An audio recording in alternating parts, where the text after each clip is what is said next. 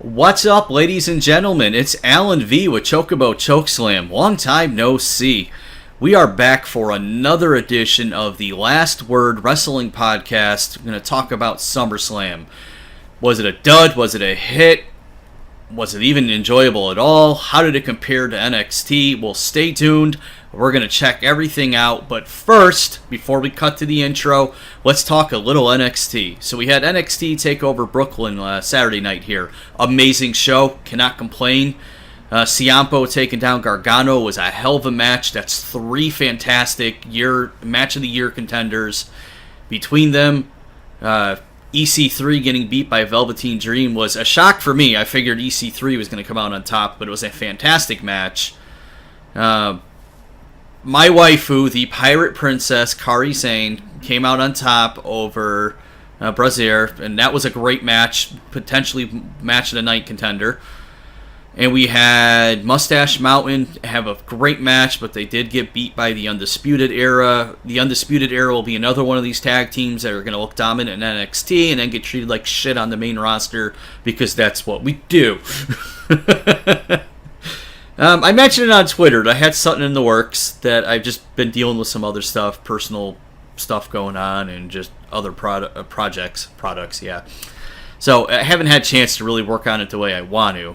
I'm already limited with the editing software I'm using, so I can't quite do things the way I want to, but I'm going to do a State of the Union multi-part podcast of kind of what's going wrong, and then also what's going right, and what needs to change to improve the product with the WWE. Because if we're looking at ratings over the last couple of months, it's kind of shit right now.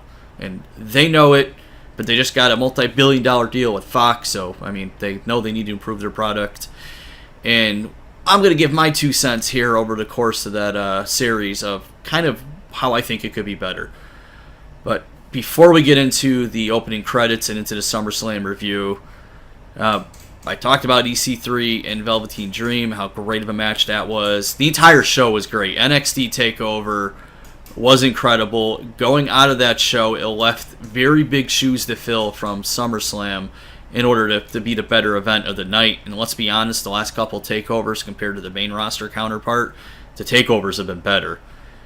But Kairi Sane is now the champion. I don't know if Brazier is going to come up to the main roster. Ciampa is obviously not going anywhere anytime soon. I don't know if they'll bring Gargano up. I still think he's there to play a role. Ricochet had an amazing match with Adam Cole, and Ricochet is now the North American champion. So much good. Matt Riddle made his debut. I'm looking forward to when I see Keith Lee and Donovan Dijak on the takeovers. Hell, I would love if they put them in a tag team together, because these two guys are amazing. I've seen both live. I've seen both fight each other twice live. Freaking great. One of the autographs on my back wall is Donovan Dijak. Obviously, you can see one of the other ones is Leo Rush, so I'm hoping he is able to get things going. But, yeah, great show. So, you had a great Saturday. Now, it's Sunday night here. How was SummerSlam? Well, let's get into it. Mr. Editor, go ahead and roll the credits, and let's get the show on the road.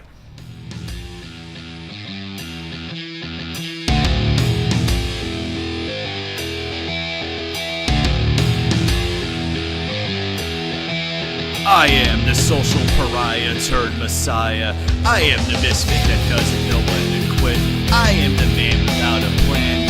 And in case you haven't heard, I always, and I mean always, have the last word. Welcome back. Alright, so I'm going to talk about the pre-show here before we get into the main show. There were 3 pre-show matches, only one mattered, and that was the final pre-show match, which was the Raw Tag Team Championship. It was the B Team versus the Revival. Now, is my notes here. It was a good match overall. It started out where there was, I believe it was Dawson did a Dragon Corkscrew to Bo Dallas, and Bo Dallas was down. Oh, I hurt my knee, the normal storytelling. And then Axel got shattered machine by the two of them and tossed out of the ring. This match turned into a 2-on-1 where a hobbling Bo is trying to fight them off and stave off the numbers game. Early on, this match had great in-ring storytelling, which is something the Revival is known for. It's almost like they're talented and probably should have a title run or something, but what the hell do I know? I'm not even a fan of them. I can acknowledge they're talented. But, so in the middle of this classic in-ring storytelling, you know what we needed? You know what we needed? To cut away to a promo for the Ronda Rousey match for the pay-per-view I'm already fucking watching. Pardon my French. I don't understand this WWE. It's on the network. You already have the audience.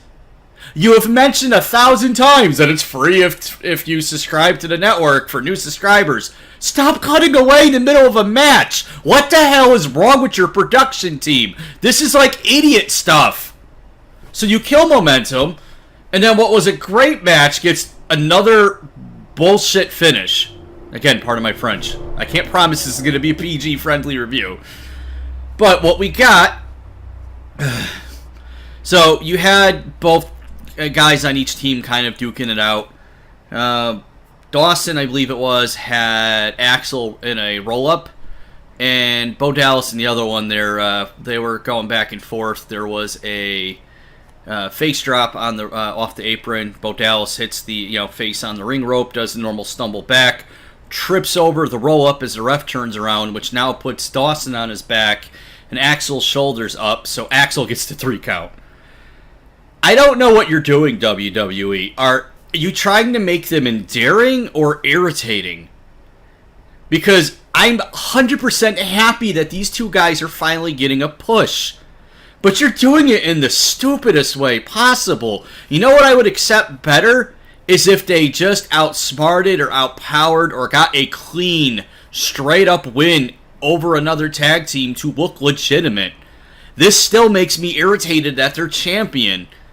I don't know if it's supposed to be a joke, but this is how many matches in a row now where they've gotten some cheap roll-up or some fluke to win the title and in both in singles competition, and then to defend the title. It's just... I don't know what you're trying to do, because this isn't, at least to me, getting them over. I liked them. I liked when you had them stand up to The Miz, and then you blocked on that until he went over to SmackDown. But it's not working yet. So, kudos. Great start to the match. Idiotic cut to an advertisement for the pay-per-view we're already watching, and then a dumbass finish. So, with that was the only match to me, and honestly, if I'm going to be perfectly honest, it's the only one I saw. I was a little late to the party. But that was the one that actually had importance in the pre-show. So, let's go ahead and cue the graphic, and we'll cut to the main show. Alright, so the opening match in the main show was the Intercontinental title match between Dolph Ziggler with Drew McIntyre versus Seth Rollins with Dean Ambrose. I honestly did not expect this to be the opening match, but damn, it was a good match. I'm going to try to keep this whole thing short because there's going to be probably a ton of matches overall. I don't know if I could say this was the best match of the bunch between Dolph and Seth. It was a ton of fun, though. The one thing that I was a little annoyed about was you had very minimal interaction between Drew McIntyre and Dean Ambrose, basically throughout the 3/4 or even 4/5 of the match. Dean would just step in and get between Seth and McIntyre, but they didn't come to blows. Well, nice spot near the end of the match when finally Drew just blindsides Dean and basically attacks him from behind and then flings him into the barricade. Seth gets distracted, gets nailed with a zigzag. I don't know if they bladed at that moment, but I was stunned that there was blood at the pay-per-view because Seth was bleeding. But Seth got a hard 2 count. So just before the hand came down to 3, he kicked out. It was a very dramatic moment. Eventually, this match kept going back and forth. They're very good storytelling. These two guys work incredibly well together. I'd like to see some tag team matches between the four. But one really good spot was Dolph did a flying body press, and Seth caught him. They fell to the ground. Seth rolled over, stood up, and then lifted it while still holding Dolph, lifted him up and tried to do a suplex, and then Dolph countered that into falling into the ring apron, and Dolph flung him over the ropes. Fantastic spot. I don't even know if it was botched or not. It was still awesome. And then a lot of back and forth. I can't complain. I'm even trying to just process everything from the match. And there was a superplex, inverted superplex off the top rope, and then Seth countered that into a sidewalk slam, and that was awesome. But the finish, Ambrose basically goes after, and when he gets up, he goes after McIntyre, hits McIntyre with the dirty deeds. So Dolph, as he typically does, he goes to take advantage of the situation and lines up to do a super kick. Well, Seth just kind of swings his body around and nails Dolph with the super kick before he can hit Seth. And then Seth hits the Kingslayer and got the 3 count. We have new Intercontinental Champions. So a hell of a match. Great time, great opening match. I just kind of felt bad that this had to be the opening match, but honestly, I think you wanted to have a strong match to start the show, and you really didn't want to stick this in later in the show in case you had one of the other title matches or non-title matches be a dud. This match was followed up by the New Day, so we'll go ahead and cut over to that match, and I'll go ahead and give my 2 thoughts on that. Alright, as I said, the next match was New Day versus the Bludgeon Brothers. Weird match. Definitely overall a letdown, but also kind of awesome at the same time. So let me explain that. Lots of crazy crap. The pacing of this match was like ADHD with ADHD. Lots of flippy crap. You know, as much as that gets ragged on and kind of has become a meme in the independent wrestling scene. I like a lot of flips. Big E hit an awesome spare between the ropes, went flying to the outside. I get terrified whenever he does those moves because I'm waiting for the day he doesn't get up after doing it, and thank God he got up. Neither Bludgeon Brother looked bad. They were throwing their bodies every which way. People were hitting high-flying moves left and right. And really high, intense match. And then I think it was Harper just grabbed that their sledgehammer, the thing that's clearly a rubber mallet, and just started beating the hell out of the New Day with it. And of course it was a DQ. That killed it for me. This was such an insane, crazy match. And then it got ruined with a bad finish. And I understand the finish. Because you booked everybody that's part of the Wyatt family like complete crap for as long as they're part of the Wyatt family. So now you're making this push like these 2 guys are suddenly these badasses, trying to give them like a Strowman effect. They're not there, but both guys, they're not Strowman. I mean, they're all 3 different competitors. Obviously, I don't mean that because they're 3 different people. But I mean, they're very different in their approach, style, and physique. But they're trying to give the same approach of, well, because they're taller, they're monsters. So you couldn't have them outright loose clean. I was expecting the New Day to win this because it's the New Day. But I can accept this finish from the standpoint that the New Day didn't win. Their Monster Tag Team Champions still look strong. And New Day didn't look weak. I'm disappointed that there was no Sanity. I was really hoping this match was going to be DQ because Sanity came in and laid out everybody. Because if you've watched SmackDown over the last few weeks, okay, Sanity's been feuding with the New Day. You kind of buried Sanity, which is really dumb. Like, why? And I plan on doing and I think I mentioned it in the opening, I recorded my intro like 4 times, so I don't know which, in reference to which one I used, if I said this or not. But I plan on doing a kind of a State of the Union, what's wrong and what's right with the WWE, and the way they book their NXT talent when they call them up is a huge wrong, and it's been that way for a while. So I'm going to talk about Sanity when I talk about, just because I got to do all the NXT people, even the ones over the past couple years, like Sasha and Bayley and so on, when I get there. But the monster heels, the Bludgeon Brothers retained. As I said with the pre-show match, the B team retained. So far, well, I can't say that. Seth won. I forgot about that. What, 1 match after that? So Seth won. So we had out of kind of 3 title matches back to back, 1 title change. And so overall good match. Really hyper, like I said, ADHD with ADHD. It was kind of crazy pacing, and then DQ. I want. I think they deserve better. I think they deserve more time, but I'm okay with the New Day not being champion. I just kind of wish there was a better finish, but it is what it is. And that leads us into our next match, since I brought him up. It's going to be Kevin Owens and Braun Strowman with the Money in the Bank contract on the line. And we'll go ahead and talk about that one.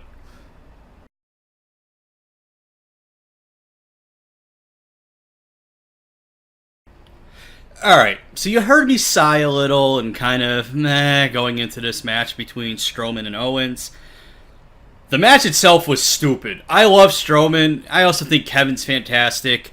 Why in the blue hell did you throw Kevin into a squash match?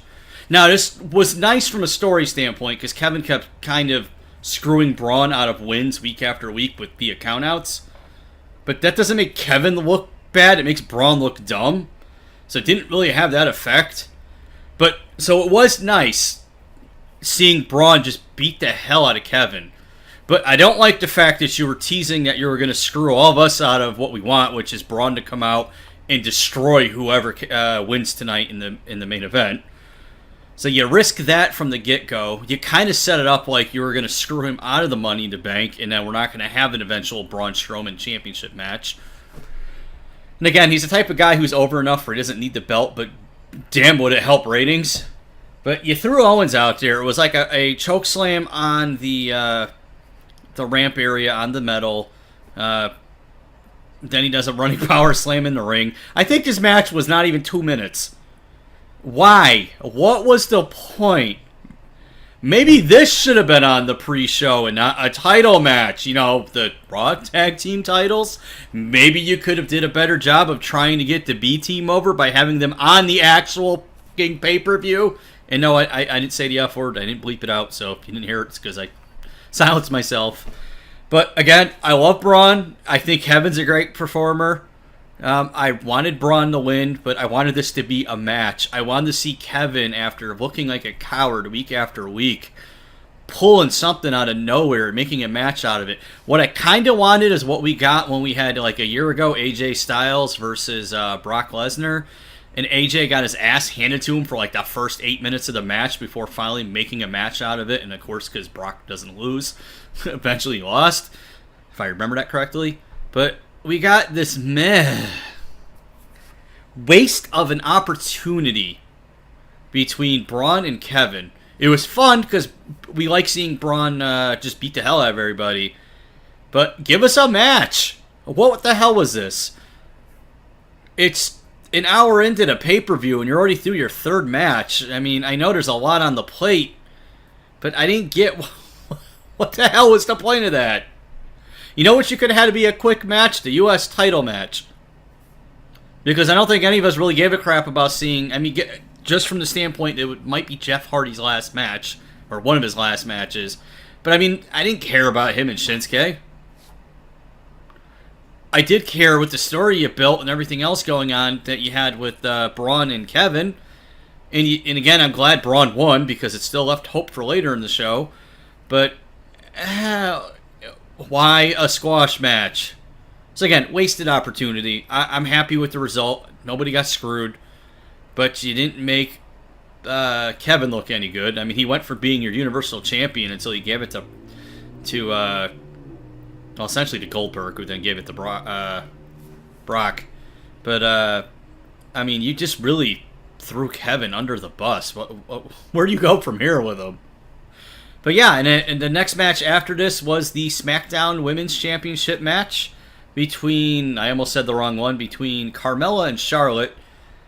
Because, you know, God forbid we book Asuka strong. Have the belt on her.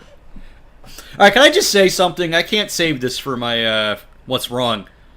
Both champions are the same pissy, entitled cheerleader bullshit. Why? Are you that incapable of writing a female character? And you brought in the PG era when Stephanie took over creative, you brought in these Hollywood writers. You all suck.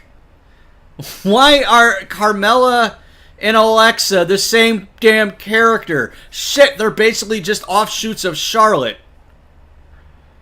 Ugh. But anyways, let's go ahead and talk about the match that we had here. Oh yeah, I forgot. It was Charlotte, Becky Lynch, and Carmella. So, oh yeah, well, let's go ahead and talk about this one. So yeah, we had the women's triple threat match. Charlotte wound up winning this match, which to me is disappointing because it's the most predictable outcome. But it's WWE creative. So what's to be expected? That being said, this match was friggin' awesome. I don't know if it was better than the Kairi Sane and Brazier match on, and I know I'm pronouncing her last name wrong, deal with it, match on NXT TakeOver, but damn, this was a really good match. There was a lot of near finishes. I'll give the ending. What ended up happening here is Becky 3 times in a row got Carmella locked in the disarm her. Carmella got the ropes twice. The third time, Charlotte ran in and hit the natural selection to pin Becky. Really... What do you have against Becky Lynch? Aside from you book her to look like the dumbest person alive, what do you have against Becky Lynch, WWE? Like, does somebody in creative have, like, a fetish for blonde cheerleaders? The one awesome thing was, at the end of this match, and again, I'm kidding about the fetish thing. I have nothing against Charlotte. She was a great champion. Just, can we get some different people? The great thing at the end of this match is Charlotte and Becky hugged it out in the ring before Becky turned on her and beat the hell out of her. Picked up the belt, flaunted it, and then left. This was a really good match with the most predictable finish, and then I think everybody was expecting the heel turn. If not, like, consciously, you were expecting sooner or later, based on the way it was booked the last couple of weeks on SmackDown, that Becky Lynch was going to go heel, and we got it. So this was really predictable, which is the unfortunate part of the creative team. You can read a lot of their plots a mile away, but it was nice post-match seeing Becky beat the hell out of Charlotte, like really beat the hell out of her. I'm looking forward to a one-on-one match between these two. And now this is funny because it's going to be the roles reversed from a couple of years ago on Raw when it was Charlotte as the heel and Sasha and Becky as the face. Could we not? As much as I want Asuka with the title, because she should have it, because she's probably your best non-UFC draw female wrestler in your league, federation, whatever you want to call it, company. I want a one-on-one series between Becky and Charlotte because we didn't get that on Raw, and I think both women deserve to have a chance to have a good feud with each other. Carmella never had any business being champion. I said from day one she was a transitional champion. That was a long transition. She had no business beating Charlotte or Asuka. At least the WWE did the service of bringing in James Ellsworth to screw Asuka. But this was a really good match. All 3 women looked good. Carmella was the crafty heel, or conniving heel. I really wouldn't call her crafty. But she managed to move out of the way. And what was happening and what led to this heel turn was Charlotte, throughout the match, was unintentionally hitting Becky. Becky would get frustrated and attack Charlotte in retaliation. And then at the end, Charlotte just does the natural selection and pins Becky. And Becky Lynch had every justifiable reason in the world to beat the hell out of Charlotte. I can't complain. I love that aspect of it. There was one spot that looked kind of... It was cool, but really stupid at the same time. Charlotte did a corkscrew moonsault off the top rope to the outside while Carmella and Becky were, locked up. They both kind of stepped aside with their arms near, out in the open, and Charlotte kind of just landed and hit their arms, and they all went flying. I know what was intended, and I liked it because if it looked right, how awesome that would have been. But it kind of just looked stupid, at least from the camera angle they were showing during the actual match. I'm sure when they edit this crap and do a highlight reel on YouTube, they'll cut to a completely different angle so it looks better. But it was cool. Seeing Becky be pretty dominant when she had the opportunity was nice. Carmella got some nice offense in. She dived through the ropes at one time to take out Becky. So overall, good match. Typical saw from a mile away finish with honestly saw from a mile away heel turn, but the heel turn was great. And this match, of course, was followed up by AJ Styles and Samoa Joe for the SmackDown Championship. So we'll go ahead and get into that one in here in just a second. But damn, yeah, this match was good. And damn. Good job, ladies. Once again, damn. AJ Styles and Samoa Joe could go down as the best, or if not the best, one of the best matches of 2018 in the WWE. And definitely, at least, possibly the best match of this pay-per-view, if nothing else. This one's hard to describe. They left nothing in the ring. They beat the hell out of each other. Now, I've seen these guys when they're young, not that they're old, you know what I mean, young as far as new. In TNA, both were amazing back then. Both are still amazing. AJ landed a couple really nice forearms.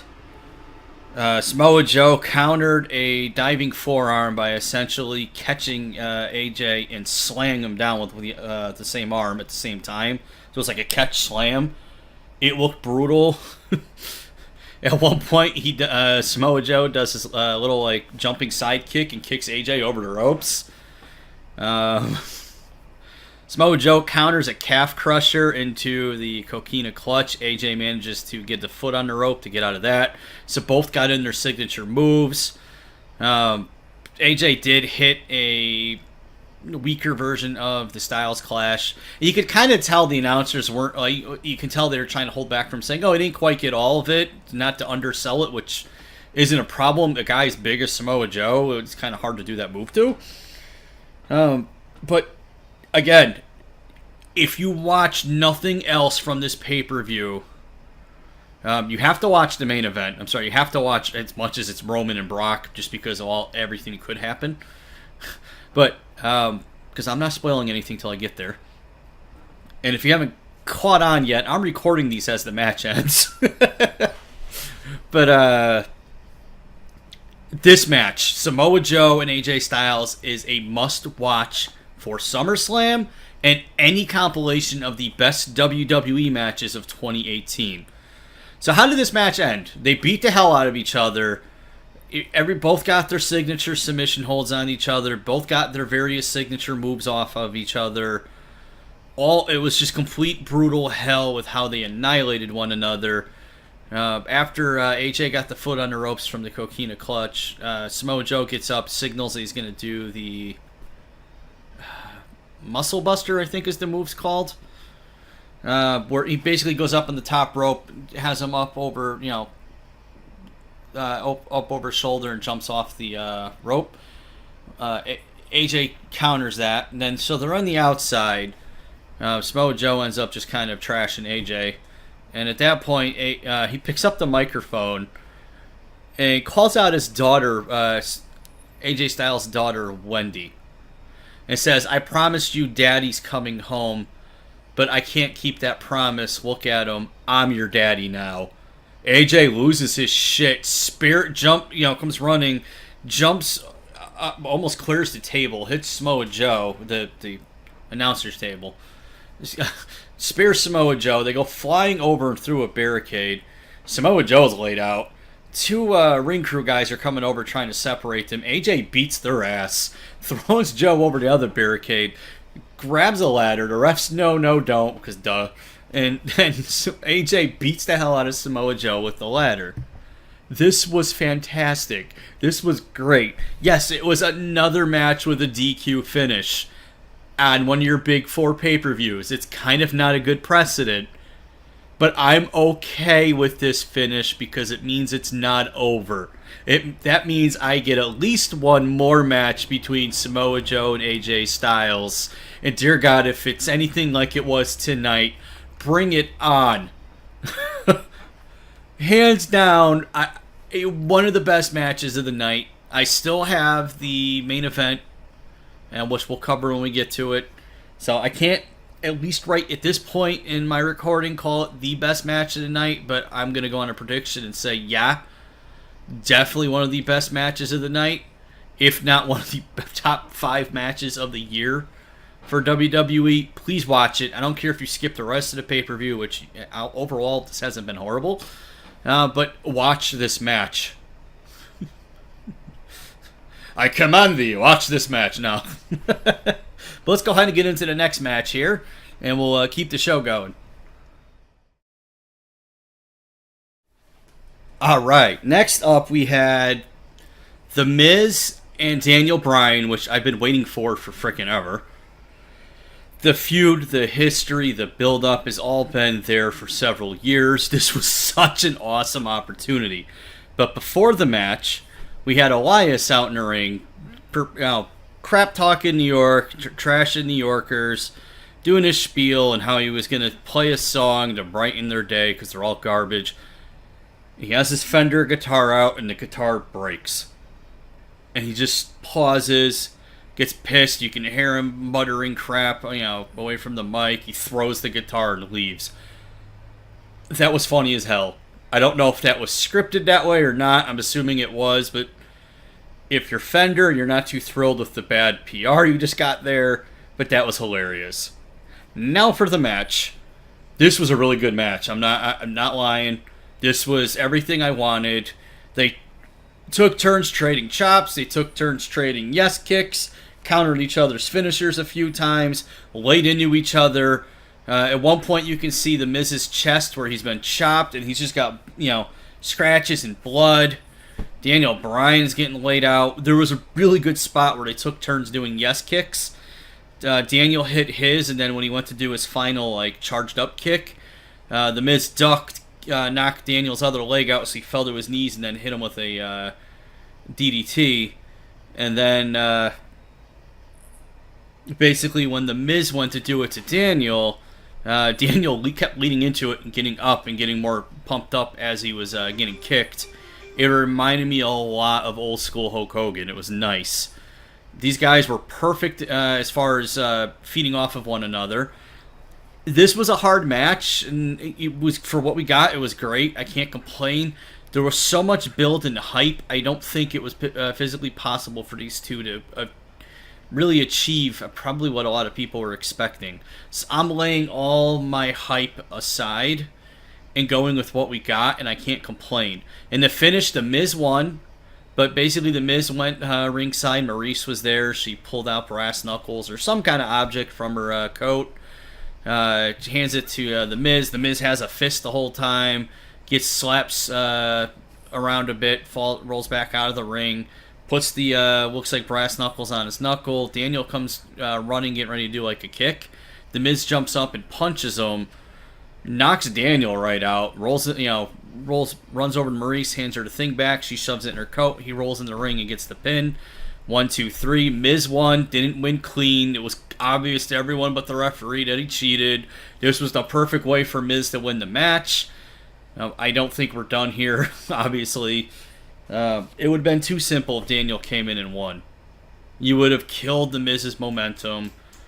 You're not doing much with Daniel overall yet. So I think this is a good way to get him in a long-term feud and really build him back up, especially with the crowd that's not familiar with him. It was a lot of fun. I'm not complaining. I thought this was a really good match. I thought it was the perfect amount of time.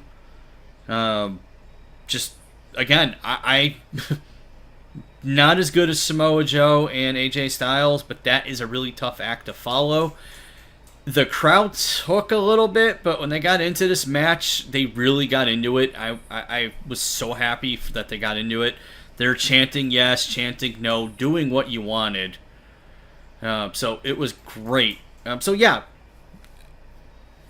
B+, A- for this match, A+ for Samoa Joe and AJ Styles. I can't complain. I got what I wanted and kind of what I expected out of these two, and I look forward to them working together some more.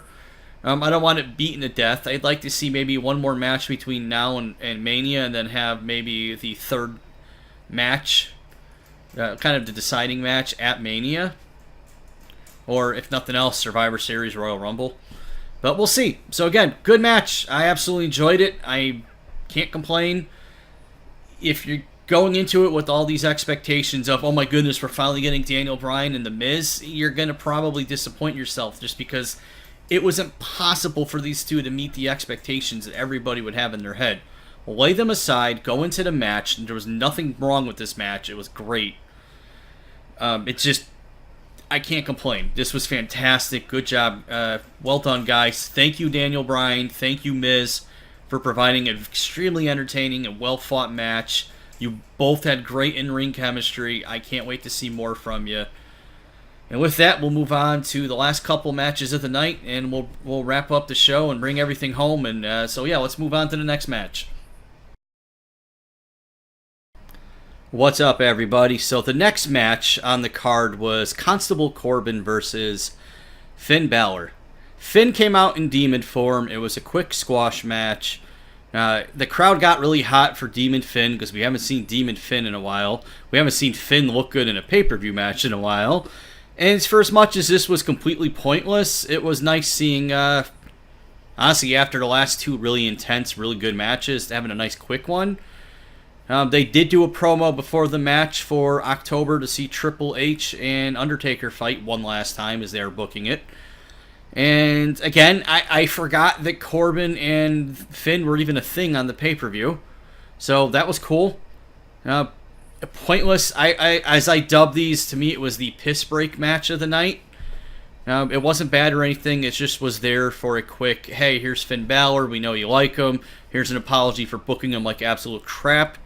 So here's Demon Finn, and Corbin gets buried because Corbin's not really on the roster right now to be pushed. He's more there as an extension of the quote-unquote authority figure. And after this match, we had a backstage segment between, Brie Bella and Daniel Bryan, and this leads into the U.S. title match, I believe. I believe it's a triple threat between Shinsuke, Randy Orton, and Jeff Hardy. Unless that got changed to just a one-on-one between Jeff Hardy and Randy Orton. So we'll go ahead and lead into that one, and we'll find out if I'm correct or not. But yeah, let's go into the next match. Alright, everyone, I was close. It wasn't a triple threat match. It was a one-on-one between Shinsuke and Jeff Hardy. Randy Orton didn't show up until the end of the match, where his music hit. He walked down to the ring, looked at Jeff lying on the ground, stared him down, turned around and left. Pointless. I think it was just to remind everyone, I'm here. The match itself wasn't bad. It was weird. I did not expect it to be good. I wouldn't call it match of the night. I think it had the unfortunate flaw of coming in after, AJ and Samoa Joe and Daniel Bryan and The Miz. So it kind of came in after some really intense matches, really drained the crowd. At least with Finn and Corbin, it was a squash. But the match was good, all things considered. Jeff Hardy was able to hang in a strong style type of match. I give him a lot of props. The only thing that was weird to me was I remember the Twist of Fate being where the guy goes basically face first to the ground. I don't know if they differentiated Matt and Jeff's Twist of Fate over the years, because it just didn't seem right, because Shinsuke was just dropping to his knees and then rolling, going down like he was dazed. So how the match ended, you had Shinsuke get Twist of Fate, and then you had a Swanton Bomb on about a 2.5, 2 3/4 count. Shinsuke finally got the ropes at a couple fingers because that's what was supposed to happen. He almost didn't get it. And then we had another Twist of Fate because Jeff kind of did a quickie like Shinsuke did to him at Extreme Rules. And then Shinsuke rolled out to the ring apron. Jeff went to do a Swanton Bomb. Shinsuke moved. Jeff's entire spine ate the ring apron. Shinsuke throws him in the ring. Kinshasa, match ends. There was a really cool spot in the match that just made me pop hard. You had a Jeff go for a Twist of Fate. Shinsuke countered it, and then Jeff countered the low blow Shinsuke went for right after. And they both just kind of steered each other down. The crowd popped. It was a cool moment. So yeah, surprisingly good match. I got to give him props here. So again, our next match is going to be, finally, because we're down to the final two, the Raw Women's Championship match between Ronda Rousey and Alexa Bliss. So let's go ahead and get into that and check out how this match went down. All I can say about the Ronda Rousey Alexa Bliss match is, oh god, that arm! Ow! This wasn't a match. It was another squash. You can't, as a wrestling fan, sit there and go, oh, that was great. I'm happy Ronda won in the same way I'm happy Strowman won. But both of those weren't matches. They were squash matches. Those are fine on Raw, but on a pay-per-view, I like the end result of both, so I'm not upset. But first off, Ronda's eye makeup looked like she was on the wrong end of a domestic situation. I'm not making fun of that. It was black eyes with like bruising color going up the side of her head. I don't know what the hell they were going for. I know Alexa Bliss is double jointed, which God bless her, because everything about the way that arm was moved looked horrible. And I have a frozen shoulder right now, so dear God, if Ronda tried to lock that into me, I'd be screaming as high-pitched as humanly possible. So I'm happy for Ronda. I'm happy Alexa kind of got her ass handed to her. But I was kind of hoping for at least a little bit of a match. Now, I'd like to see Nia come out and actually be a threat to Ronda. Or hell, even Asuka. Because what do you do now? You made her basically too powerful for anyone in the women's division. All I know is, as much as I like Alexa, could you not put the belt on her for a while? And then, of course, post-match, they had the Bella Twins come into the ring. They already announced earlier today on the Twitter feed that one of the Bella Twins, I forget which one, is fighting Ronda Rousey at the Evolution pay-per-view. That needs to be a bigger squash match than today's match, because I'm sorry, neither Bella Twin was all that good at wrestling. I don't care how much you like them in Total Bellas. They're both really nice girls, but they're from the Diva era. Ronda Rousey should destroy them. So, kudos to Ronda. I am happy for you, hun. Enjoy it. Be an awesome, badass champion. This match wasn't good, but it wasn't her fault. It was intended to be just she goes in, kicks ass, and goes home. And that's what she did. I mean, literally, she went and sat in the middle of the ring with just like an angry, meditative state. Alexa ran in and tried to put a chokehold on. Ronda... Honestly, what Ronda reminded me of, and I'm going a little off-kilter here, it reminded me of Mankey from the Pokemon anime, when Ash tries to catch it, and it goes from calm to the little Japanese anger rage mark on the forehead, and then the eyes lit up in fire. That's what Ronda looked like in the ring. So I know I just went total weeaboo here. It's all good. But, yeah, not a great match, but I don't think it was meant to be. This was meant to be a dominant performance for Ronda, and it worked. I don't know why we didn't get this for Asuka, but Ronda's, honestly, if I have to be honest, is a bigger name to the investors for Fox, who just helped approve $1 billion acquisition for, I think, SmackDown. And so, kudos. Alexa tried to get a couple kicks in, tried to do a few things, got nowhere. It was quick. This is setting up plenty of time. I mean, these shows usually run about 3 to 4 hours. It started at 7 Eastern Time, usually runs to 11 or 10 after 11.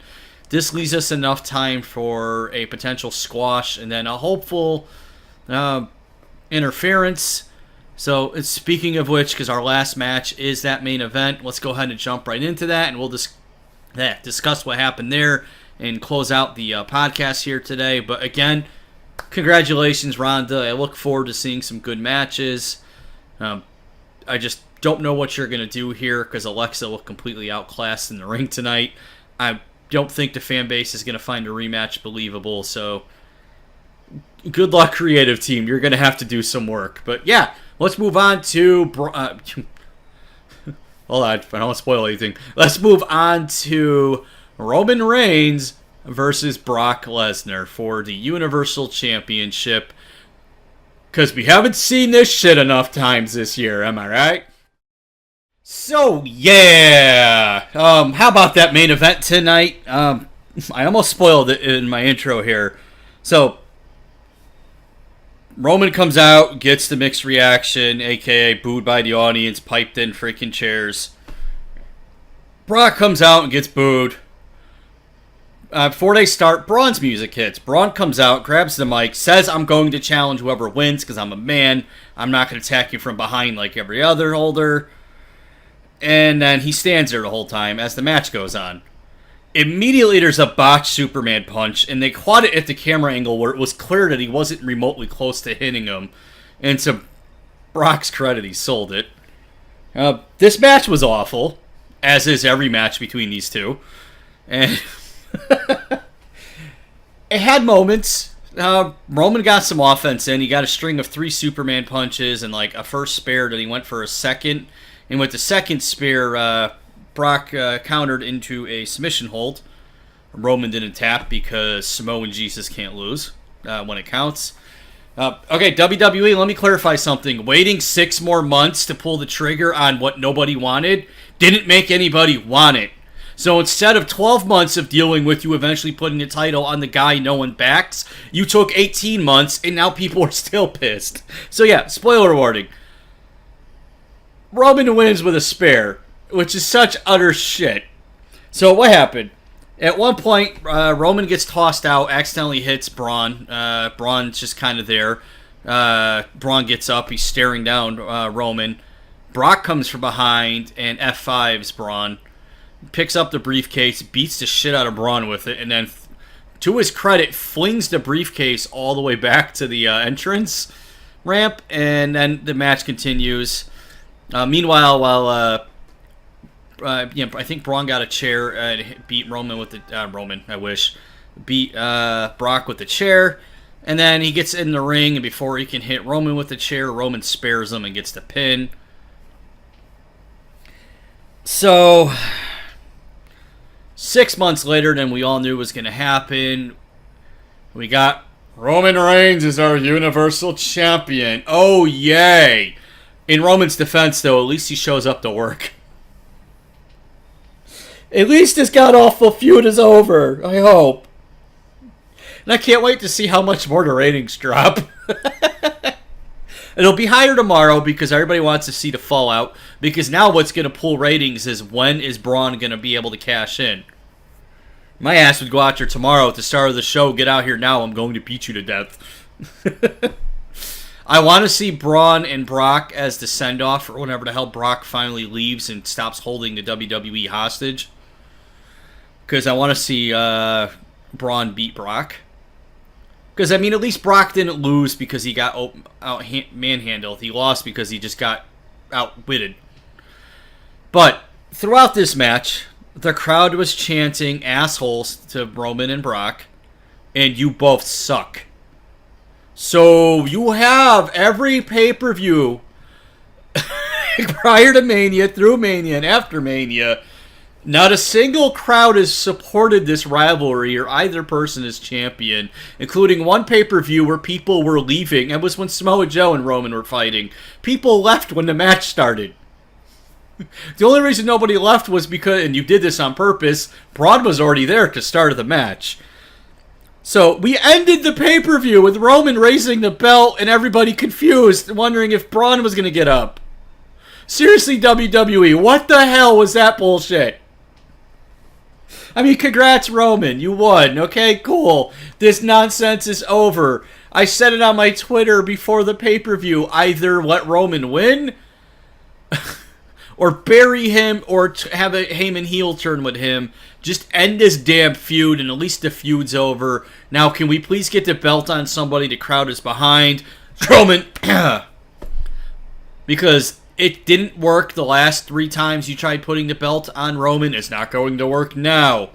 Does not matter how much you want him to be the guy. He's not the guy. And that's not a knock on Roman himself. I don't have a problem with the person. It's everything on how he's booked and presented. I still argue, and I'll keep arguing until they try it, a heel turn will be what saves this guy's career in the long run. But a shit main event with a stupid finish that left no one satisfied, but at least we have a full-time champ now on Raw, to an otherwise pretty damn good pay-per-view. as my segue to wrap things up here. So what did I think of the pay-per-view as a whole? Really bold, really weird booking to have three. I was hoping I held up three numbers. Or three fingers. Three squash matches. I kind of shit on it a little bit on Twitter afterwards. Even the Raw Women's Championship match, that was a squash match. And I didn't shit on it for being a squash match because I don't have a problem with it. It served the story perfectly. I just don't want people going around and arguing how that was a great wrestling match when no, it wasn't really a wrestling match. It was a squash. But on the positive, unless WWE Creative does more stupid, we have a angry briefcase holding Braun going forward that can challenge at any time. And I think the WWE figured, let's give Roman a month or two. And then from there, we can, if it's not working, we can play our Braun card. But, yeah, I'm disappointed with the finish tonight, because I'm recording this still right after the pay-per-view ended. Left a bad taste in my mouth, but the rest of the pay-per-view was good enough to where I don't have a problem with a bad finish. Like, I can work with the finish. So overall, really good pay-per-view. I have to say this is probably one of the best pay-per-views in the last year. This was better than Mania, better than Greatest Royal Rumble, better than Extreme Rules, and better than all the other crap we've been dealing with. Still a stupid finish to an otherwise really good night. I give Creative credit for the bold booking with doing three squash matches like they did. It was interesting. I think it was cool that Seth got the IC title. Alexa's not champion, but Charlotte is, so Alexa 1.0 is champion again. Becky turned heel, so I'm happy there. So overall, good show. Again, I feel like a broken record. We had Roman and Brock in the main event, and the main event was the weakest point of the night, arguably. I mean, I would think some of the squash matches probably, but it is what it is. We'll see what Creative does. Now I can work on my series of a State of the Union with what's wrong with the WWE or what's right. Now that I know I have all the information from tonight, because a lot of what I wanted to say hinged on what happened today, and I didn't think they were going to have Braun show up and then not show up. I honestly thought they were going to have him lose to Kevin Owens just to screw him over. But this was at least a different twist. But again, overall, pretty damn good pay-per-view. I'd give it maybe a overall B+, close to an A minus at least. I enjoyed it. It had a couple just meh matches. You had, I think, 2 DQ finishes and 3 squash matches, which really don't help. But the overall match quality was great. Even the, as I called it, the ADHD with ADHD match for the SmackDown Tag Title. It was still a fun as hell match for what it was, so I'm not even mad about the finish. But, yeah, if you didn't catch it and you're just checking out my review, cool, thank you. Watch the pay-per-view. At least watch AJ and Samoa Joe, Daniel Bryan and The Miz, Seth and Dolph, and maybe the main event. I mean, you know Roman won, so if you're a Roman fan or honestly just can't stand Brock, watch it. You'll enjoy watching Brock get pinned. But, dear God, WWE, at least this is over. Will you listen to the fans if this doesn't work? If it does work, ratings go up, and people are rallying behind Roman, cool. It didn't happen the last few times, so I don't expect it now, but overall, I'm not letting that ruin the show. I know some people will, but damn it, this was an excellent pay-per-view. So, thank you for tuning in and catching the podcast here. I do have more stuff coming. I want to try to do at least one of these a week, or at least 2 or 3 a month, on top of, if you check out the YouTube channel here, I got a ton of gaming content. I got more I got to work on and upload this week. But as always, I'm the social pariah turned messiah. I am the misfit that doesn't know when to quit. I am the man without a plan, and in case you haven't heard, I always, and I mean always, have the last word. Peace out, good night, take it easy. For the love of God, put the belt on, Braun. Hold on, before y'all go, I forgot to address something. I mentioned it in the intro. Which show was better, NXT TakeOver Brooklyn or SummerSlam? Come on, guys. NXT TakeOver was a hell of a lot better overall. It's typically not a contest anymore. As I said already in the hour or almost hour that I recorded here, I did enjoy SummerSlam. I give it a B plus, A minus. NXT TakeOver was still a far superior show.